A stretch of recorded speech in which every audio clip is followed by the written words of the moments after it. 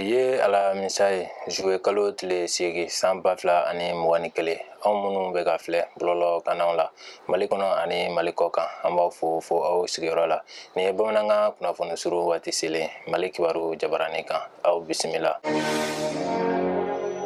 UNESCO ye dɛmɛ don Mali kalan kun fɔlɔw ni filananw karamɔgɔw ka baara kɛcogoya la.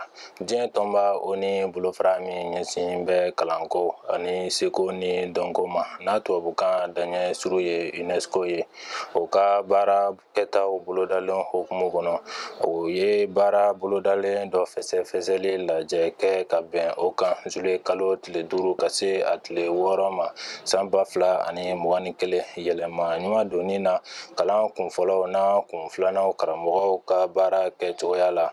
Kalan in kɛra Mali faso kan cakɛdaba la n'o bɛ wele tubabukan daɲɛ suru na amala. A daminɛni ɲɛmɔgɔya tun bɛ kalanko minisiriso ladiba dɔgɔtɔrɔ Augustin Pujugu bolo. UNESCO ka lasigiden Mali kɔnɔ n'o ye Sayibo Si ye o tun bɛ a kɛnɛ kan.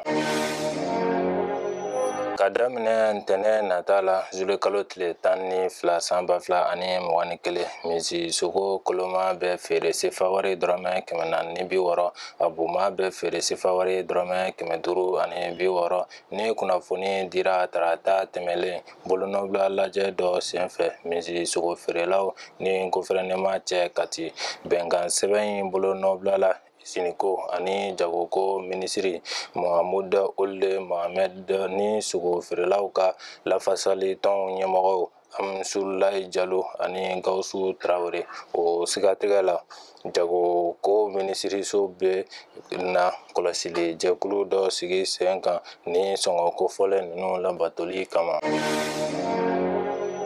Mali sɔrɔdasiw ye kojugubakɛlaw ka daga dɔ ci Lere lamini na. Hakilina jiginna kari tɛmɛlen kojugubakɛlaw ye binganiwale ta ka Mali sɔrɔdasiw ka kɛlɛbolo dɔ sɛgɛrɛ Lere masurunya na ka sɔrɔdasi 4 bɔnɛ o nin na.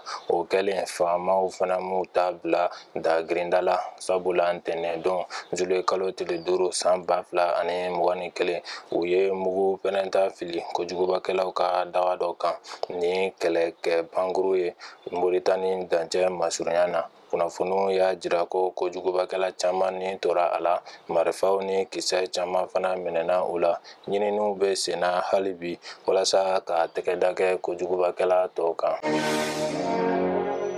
Marifatigi dɔw ye mugu ci Haïti jamana kuntigi Jovenel Moïse la.